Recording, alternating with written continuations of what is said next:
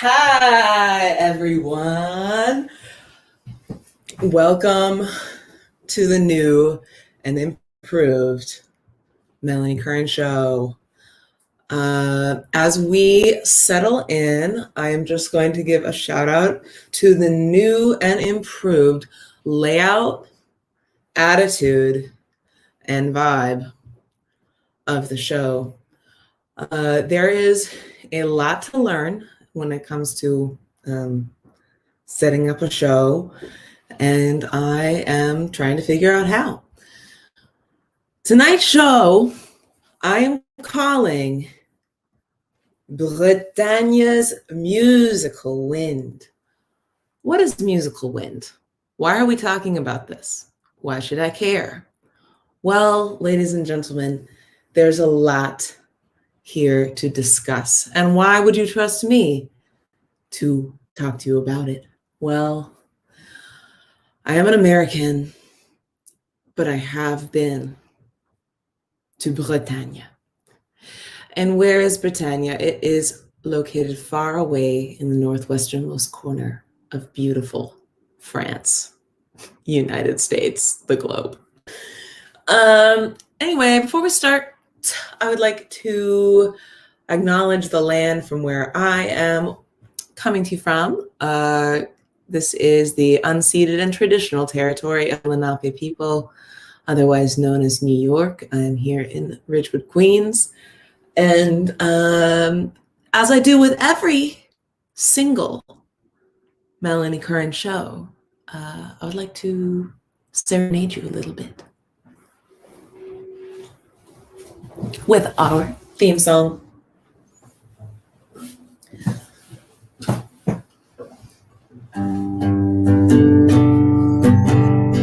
Close the door on the rest of the world. Spend some time with your favorite girl. She's coming to you on live TV on YouTube. It's the Melanie Curran Show. It's the Melanie Curran Show.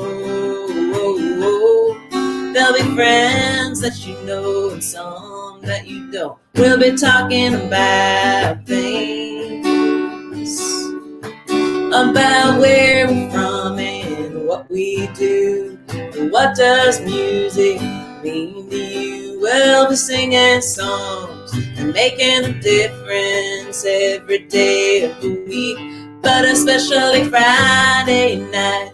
That's when it's on. Friday night, come along. Friday night, what do you know? You're tuned in to the Melanie Curran Show.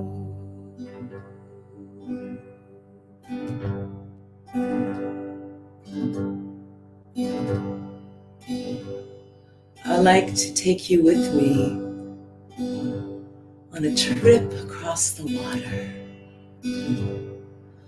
far, far from these boring, isolate shores, to a land where the music is modal and the people are wet. It's called Bretagne, Finistère, the end of the earth. That's right, people. We're already on episode 5.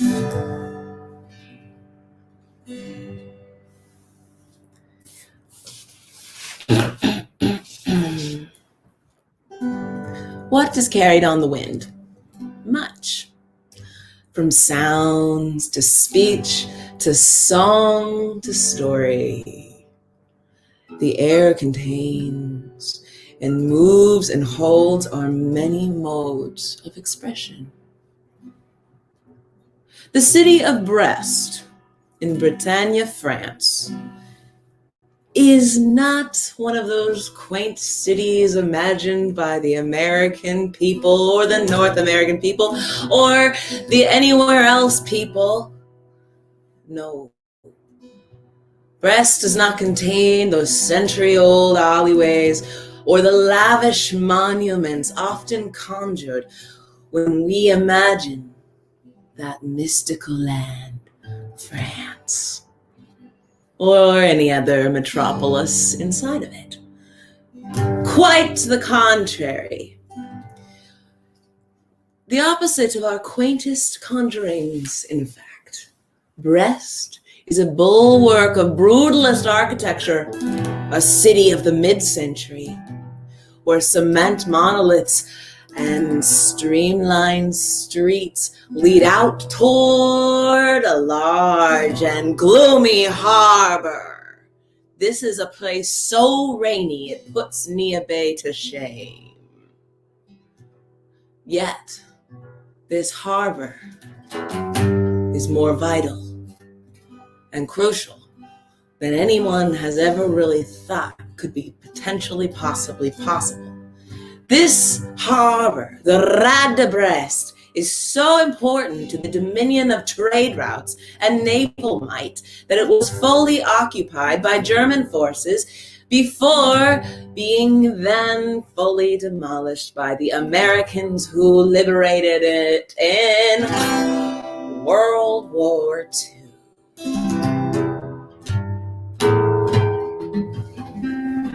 World War II made it possible for those Americans to liberate the city and erect a monument for themselves and the work they did that was so wonderful that me, an interloper down in the harbor of Brest, September 2019, would look up that magically large cliffside and see that erected, I don't know, it's probably like an obelisk, kind of a monument to the American liberation, and I would feel kind of embarrassed.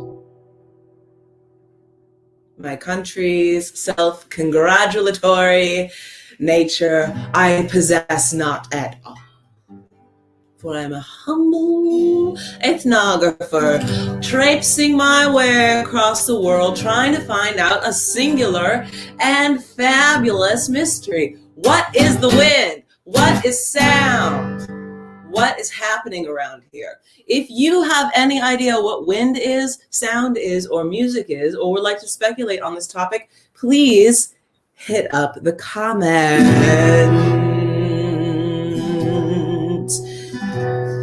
And the city was rebuilt, of course. An American post-war utilitarianism is visible in every corner of that city's cement form. But it was said of the dispossessed Brestois, the people of that city, who saw it occupied and then demolished. It is said that that community, who lived in ramshackle barracks while the thing was being reconstructed, temporary ones on the outskirts of a town in the marshes where now stands the very university which hosted your Melanie Curran in her ethnographic adventure, September, October of 2019. Those very marshes now occupied by the University of Brest, Université de Bretagne Occidentale, specifically the math and science wing where I never ventured, but I know that it was on these marshes that the barracks were erected for the Brestois people as the city was being rebuilt. And it is said of that community, that they did not have a lot of desire to get out and put back inside of houses. No. These families were hesitant. They were lament to leave that tight-knit neighborhood, rich with closeness and a commons for which a collective trauma as grave as the one that they witnessed in that World War II was by and large far more hospitable than the place where they were going to be sent to. Single-family apartment buildings, sleek and modern, full of amenities, full of life. The kind of life 20th century cosmopolitan babe might experience. parents, somebody like myself or my predecessors. Those families in the barracks in the marshes did not want to leave at all because they were having something in those funky little ramshackly barracks that, is kind of essential. Community and a good time, nearness, maybe some, I don't know, grilling, maybe some creperie making, maybe some cider fermentation, and probably a lot of something called, wait for it, you're never gonna believe this, something called, just kidding, there's not gonna be a countdown, I'll just tell you. Musique Bretonne. Musique Bretonne is a very special kind of music that if you're not familiar with, I can't really play it for you. It's complicated, it's strange, but it involves a lot of holding hands and dancing around in a circle. It involves a lot of fancy footwork. It involves a lot of focus. And then none at all. For it is said that Musique Bretonne, with its rhythmic undulations, is something more of a trance music. Yes, some kind of trance music. And those people get in big lines together, arm in arm, or pinky in pinky, and they start whirling and twirling, as it were, around and around and around as the songs progress. And oh my goodness, there are so many dance forms that can't even be expressed. People can't count them fast enough as they crop up and disappear over the centuries and over the years. Anyway, the people in the ramshackled barracks were compelled by force of law to return to their city. The Brestois inhabited, well, let's just call them those once curvaceous and fluctuating boulevards, which had been straightened out, streamlined into cement block architecture with single-family apartments. And that was the city I came to. September 2019, to the place where I would live. On the corner of a street called Rue Victor Hugo. Who's Victor Hugo, you guys? Do you know? Write in the comments. So I'm there and I am basically trying to make friends and get into true traditional Breton music culture. I have been awarded a very prestigious Fulbright grant to go and do this. I'm going to write creative nonfiction ethnographies about the living history of Breton traditional music in the digital age. That is what my project is called, Between People, the living history of Musique Traditionelle in Northwestern Brittany. And there I was. All I had to do was go make friends and see what happened and figure it out. And I will tell you that this was a hard challenge in and of itself. I spoke French and I was going to be able to hang out with these people, but there was something that I did not exactly plan on, and that was the way that the winds howled through, and the way that the rains fell down. And I can just tell you that I was no match for this weather, even though I had grown up in the Pacific Northwest. I was very much, oh, I was soggy and I was wet and I was sad and I was like, where do I go? Walking around down to the harbor where I felt, okay, the secrets of this music must live. And as I was experiencing my first fest nose, which is a translation would be a night festival or a dance party in the night, I realized, okay, this is powerful. This is something that I could never really imagine. I'd seen it in YouTube videos. I'd seen it, listened to it in music. I've talked to some people who had been to Brittany before me, but I had not really imagined the power of being in a room with a bunch of people who know the same dance, and this music is like very old and very modal, and you know, it's folk music. And you might ask me, Melanie, what is folk music? And I would tell you that that is a topic that's up for great debate. And in times of confusion and crisis of the mind, we have to turn to literature. So I scoured my my great library and I found this book, the HarperCollins Dictionary of Music. Music is a part of all our lives, but many of its important terms are foreign, obscure, or otherwise unfamiliar. So this is literally a dictionary, and it's been around for a while.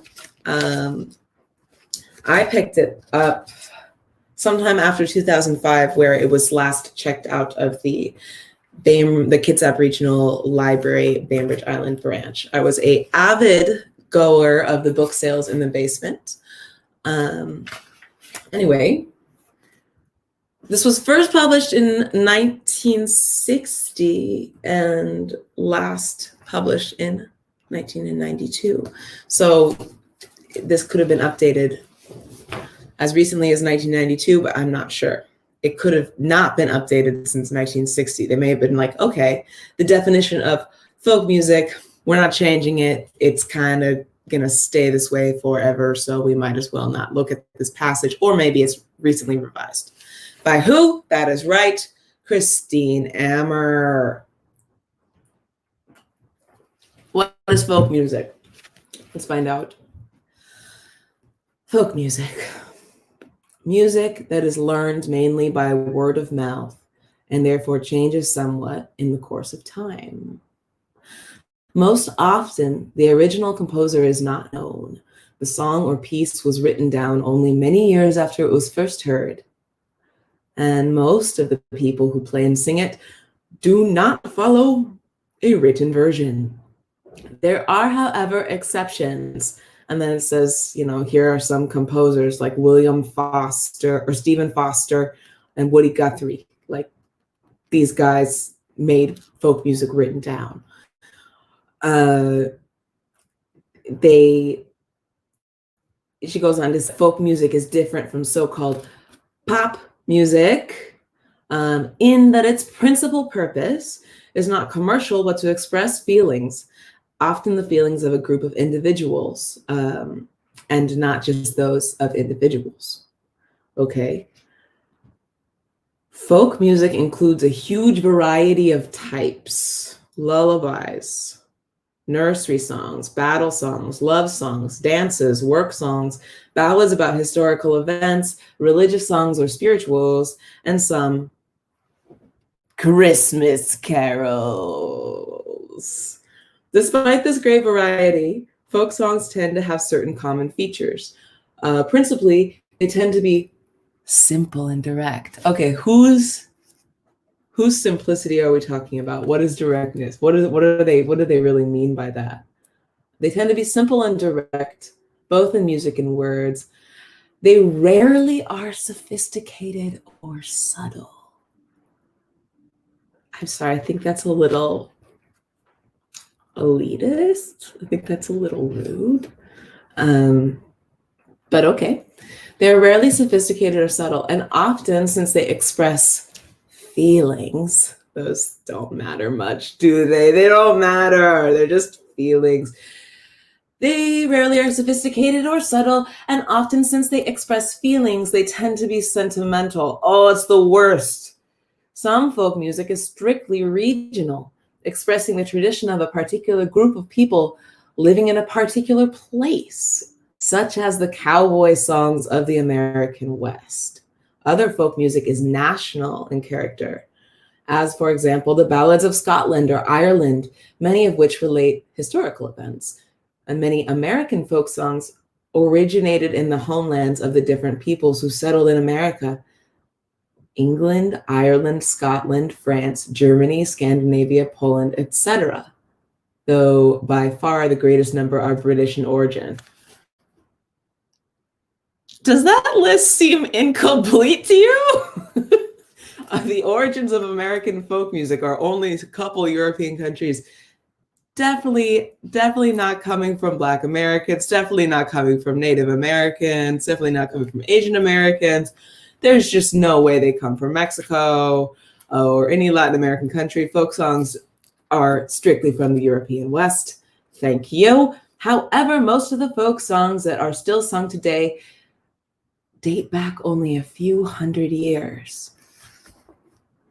How do you know, Christine Ammer? How do you know that? What I love so much about songs and music is that they're moving. They're these moving parts, and they're coming through time and space, and that's something that is immeasurable. I mean, I guess what she's probably saying is that they aren't, that the folk songs that are popular, we can't really know because they weren't written down. But consider, if you will, a moment, a time when music was not written but learned, and learned by ear. This is primarily the music that I was focusing on during my time in Brittany, and I was watching how not only the music but the dance and the Breton language, which is an indigenous language to that region of France. It is not like French at all.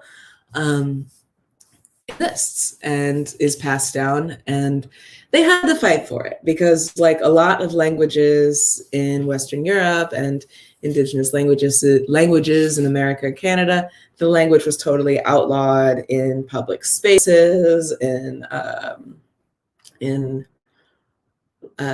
legal matters, in your workplace, which was, you were probably at the time when they were starting to place impositions and restrictions on the speaking of Breton. It's not in school, not at your workplace. You're probably working for French aristocracy, and there's like a big desire to make an overarching idea of Frenchness, and Frenchness is French. And this is still true.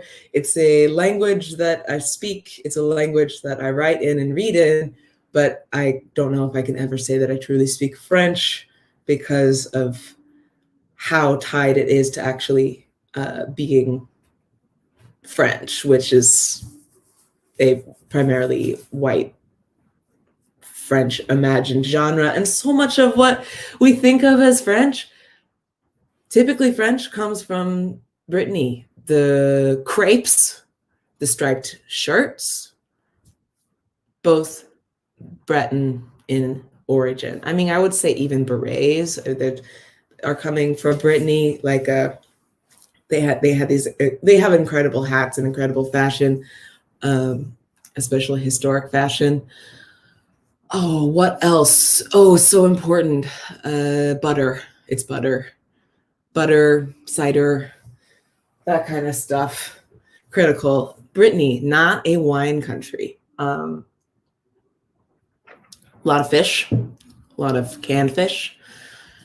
And I guess what I'm trying to tell you is that Brittany is kind of like the most targeted when the French people are saying, oh, we have old school traditional culture, like we have something old that's continued on, and it's in Brittany, and I sort of equate it to the way that America looks at like hillbillies or people in the Appalachians, and they're like, that's the authentic music of this land, and everything else, kind of was stamped out. France was very complete in its effort to get rid of its indigenous languages, although there are still so many types and dialects in France. I guess this is all to say that this is what I came to the place with in my head, and I was looking for people who were transmitting and evolving Breton language, and specifically traditional music, not a music that I necessarily play, not a language that I speak, and yet I'm my own test subject. I'm like, how is this transmitting to me? How do I integrate into the dance culture, into the social culture? How do I, because I did start to play music with people and meet folks, and I mean, I definitely like mastered a few of the dances. I won't say that I am a master, but there are some more complicated dances that I learned. And how did I learn them? It was not verbal. It was going in next to somebody and standing alongside them and making myself a facsimile of their movements. So it's something that can't really be done with the mind. Like, the more you think about it, I don't know if you've ever had this experience trying to do any kind of artistic process. I experience it during this live stream. I'm like, if I'm thinking about what I'm doing or thinking about what I'm saying, I can lose my footing. And the same is true of dance, and the same is true of music. And the more fluent you become in something, the more ease you have just trying it on and slipping into it, as you would beloved red coat thing. Thank you, Hollywood Boulevard Goodwill. Love that place. Anyway, I learned the dances by being with the people and doing it, but how was I going to learn the sounds of this language and the music that I am hoping that you can check out, and I can help you find a link to that, to a place to start if you would like to hear some musique breton. But the way that I did it, and I tell this to people a lot who are like, I want to learn this song like Czechoslovakian, but I don't know how. There is a feature on YouTube down in the corner of the video where you can slow the video down to half speed, down to a quarter speed, and it does not change the key of the music. So like, look, you're watching a song, like somebody who plays the song well, sings the song well.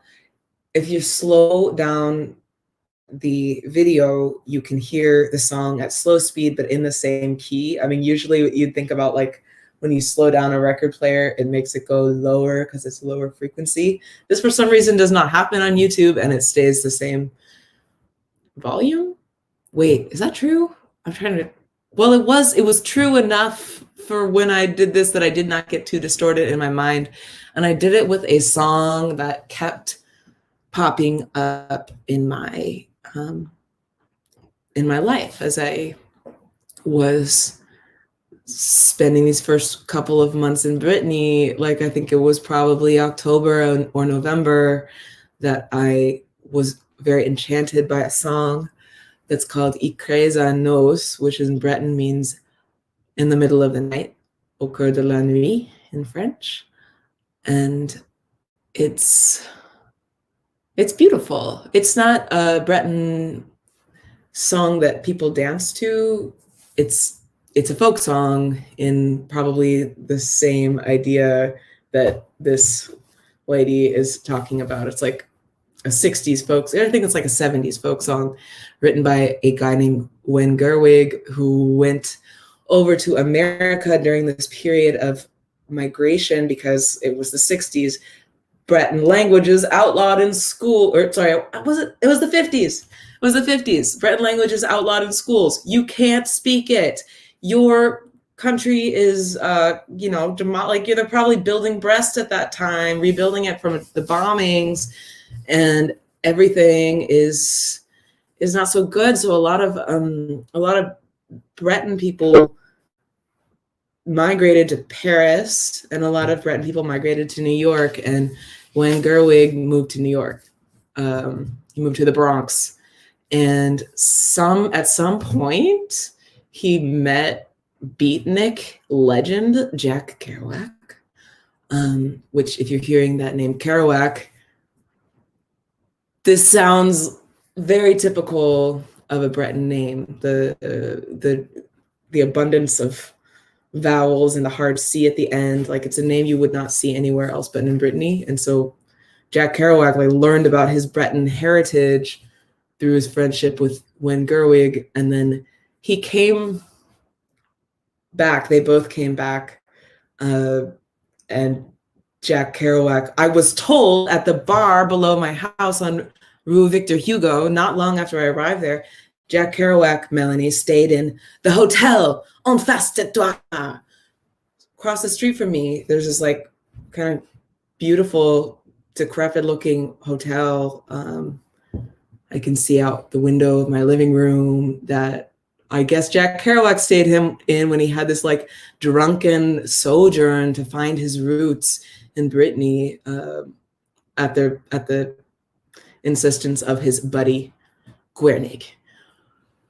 But after being for a long time in New York, Guernig came back to, I don't think it was Brest, but it was in Brittany, and he brought with him this song and other songs that he wrote. He's I don't know, he's kind of like Pete Seeger in America. He's kind of a beloved guy that you'd see on a public access TV program singing. I think there's a video singing his two daughters, super wholesome. And this song's called Ikrezanos, and the first time that I sang it, I was with some young, cool, up and coming Breton Gen Z kids. Shout out to those people.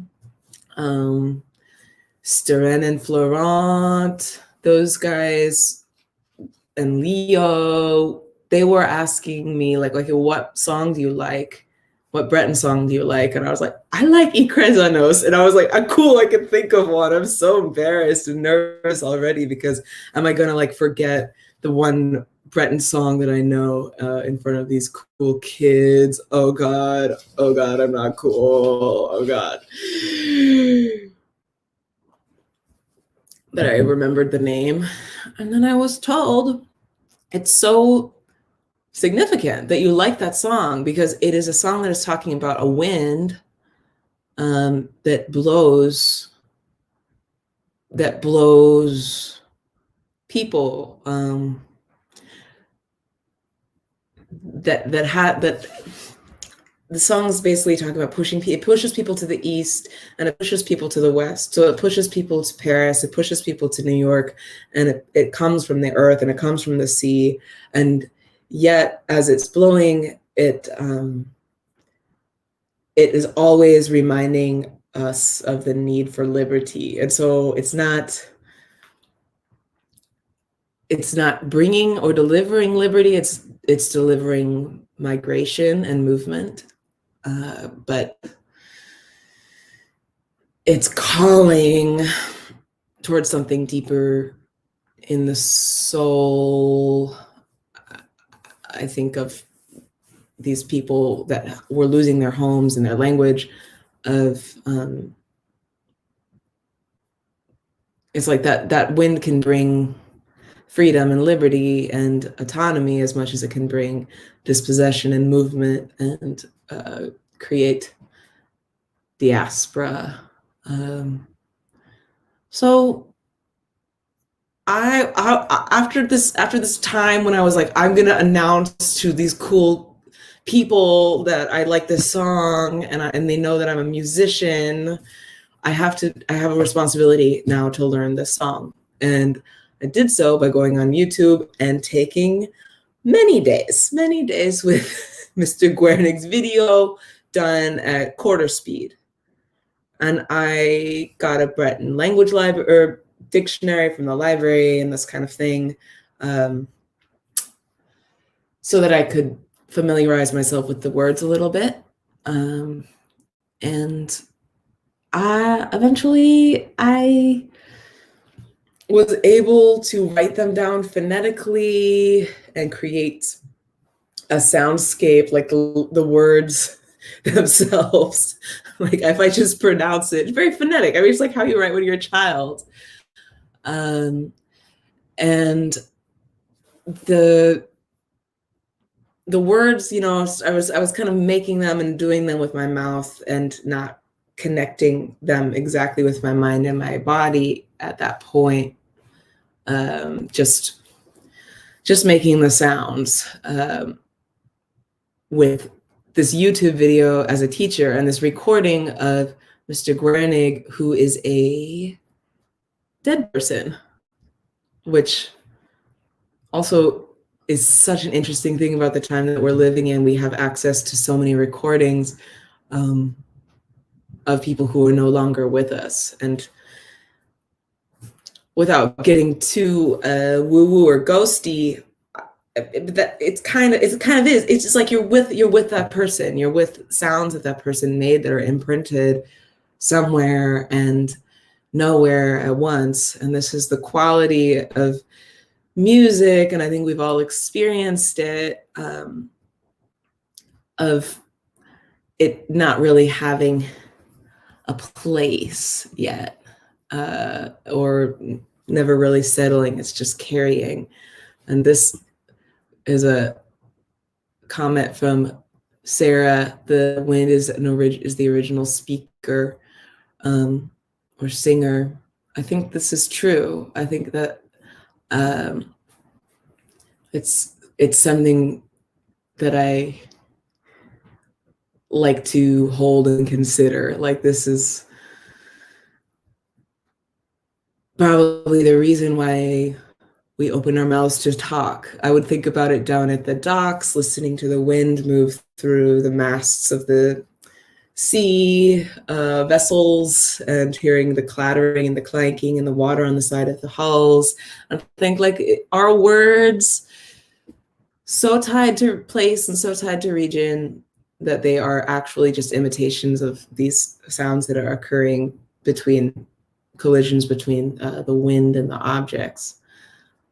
But anyway, I learned this song, and I'm just gonna like demonstrate a little bit how it was to learn this song as a person who didn't speak the language or know what I was saying. Very fresh off of the airplane in the Bretagne. So, as you can see, I was recently looking up one of the most important topics, kittens. Love them. They're so cute. Oh, they're so cute. Oh, I just love them. Okay. Anyway, I'm going to put this up so you can kind of see the lyrics as words. And then this was me probably, I don't know, can I imitate myself learning it for the first time? Oh, look at this. Animals are Aeolian harps. What's Aeolian? Is that a condiment? Icres annos miglevan avello legia verle anti. Icres annos miglevan avello legia verle anti. Ave la veliquesita alonem gantalan along canitu on canafan kisiani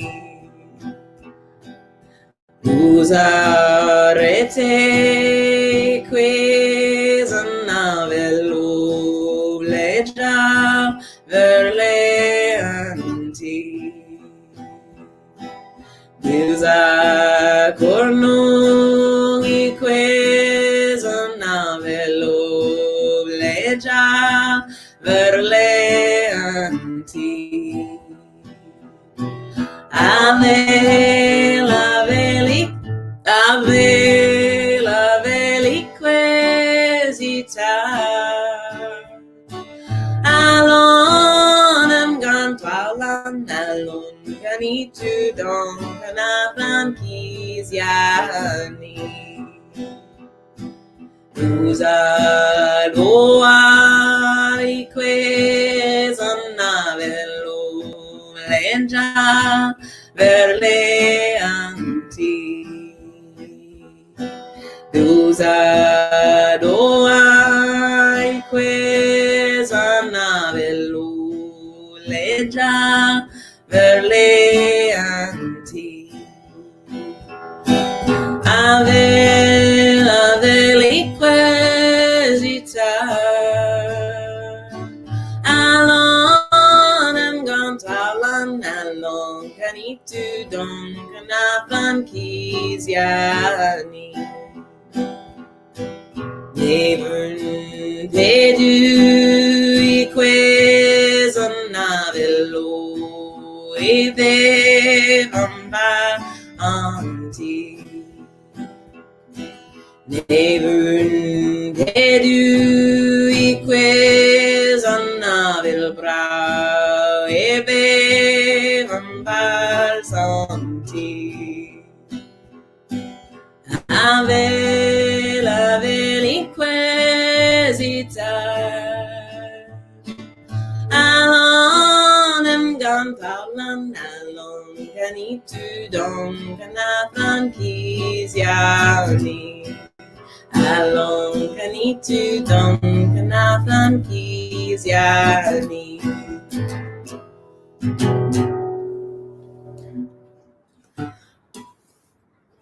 I love this song so much.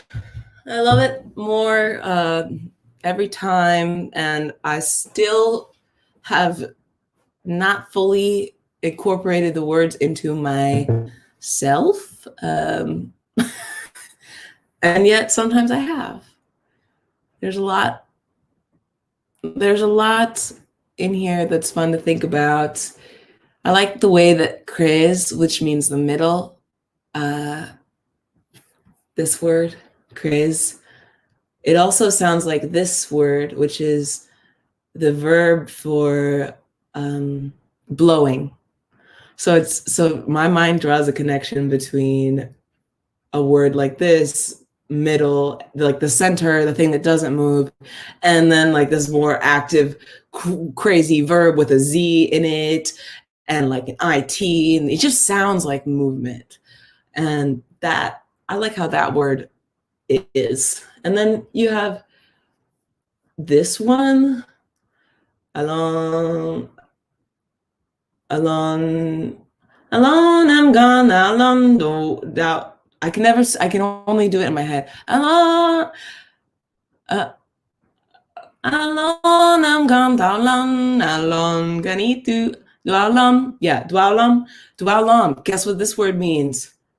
It sounds like what it means. Along, ganitu, don, kana, frankis, yani. Yeah, it's this word that means galloping. Sorry, that was poor phrasing on my part. But basically, I'm like, this word sounds like a horse moving around when you sing it, and then it also is translated as that. So the song is just saying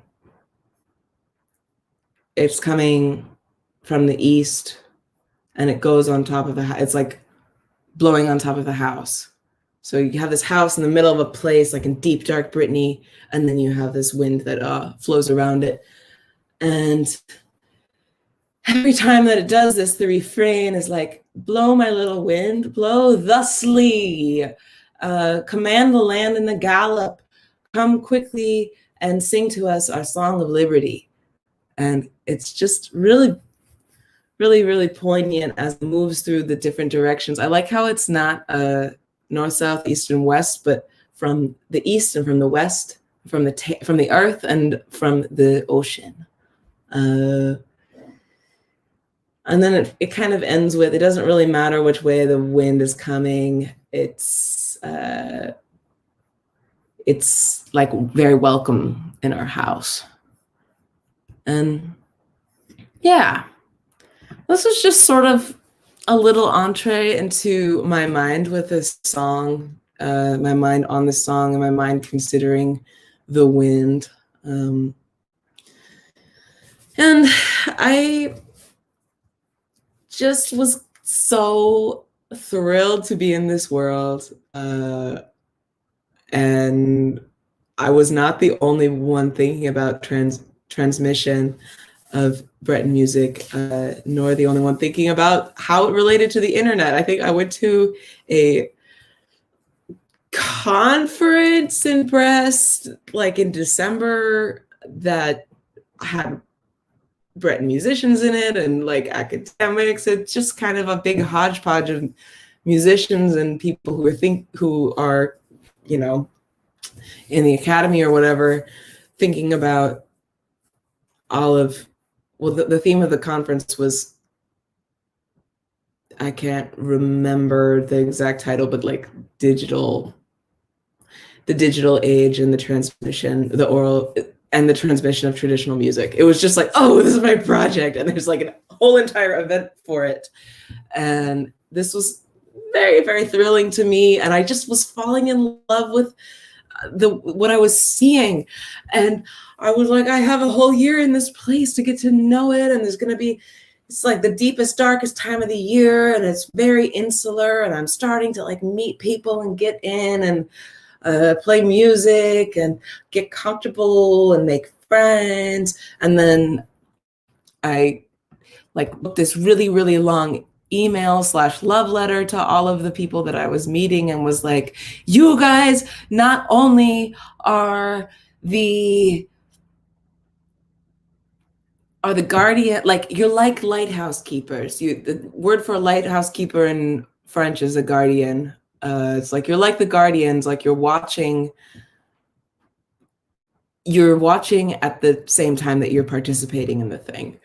And I liked this ability to be inside of tradition, like the head of the department in the university that is of Breton and Celtic studies is also the guy that you'll see, or that I witnessed dancing and drinking cider on the weekends. Like there's not a separation there between the people who know and the folks that folk. And I think that that's the most compelling thing, is there's like not a top-down assessment of a place and a people. It's like really being done by the folks who are inside of it. And I don't know, I just was coming in there and saying, this is really, really incredible. And I think it's a magical model. I was very like hyperbolic and passionate when I said, quand je pense de vous, je pleure. When I'm thinking of you, I cry. This is like all of it, like a mass email. Le ciel de ce rat de Brest me soutient dans cette tristesse mouillée et joyeuse. The sky above the harbor of Brest supports me in this sad and yet joyful, no, this wet and yet joyful sadness. Parce que j'imagine si que le monde entier pourrait trouver une telle valeur dans ses arts publics.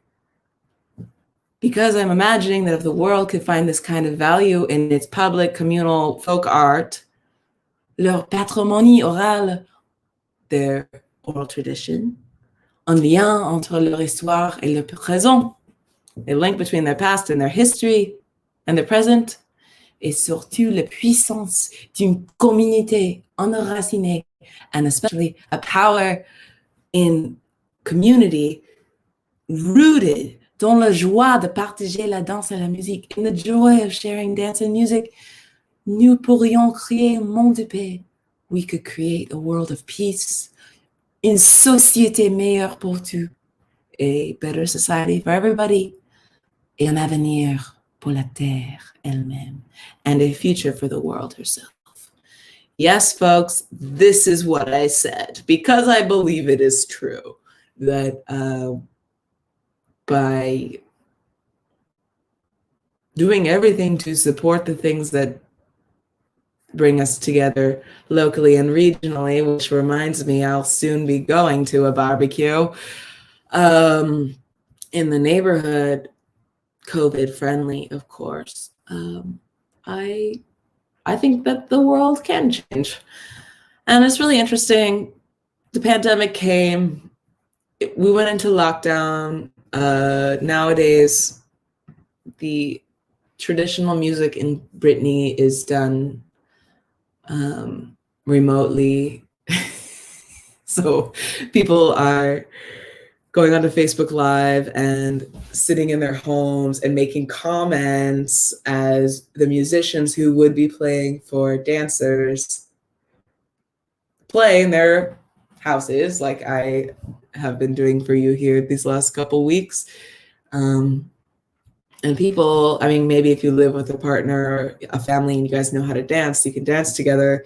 But for the most part, people are not dancing with their feet. They're dancing with their fingers, typing on the keyboard. And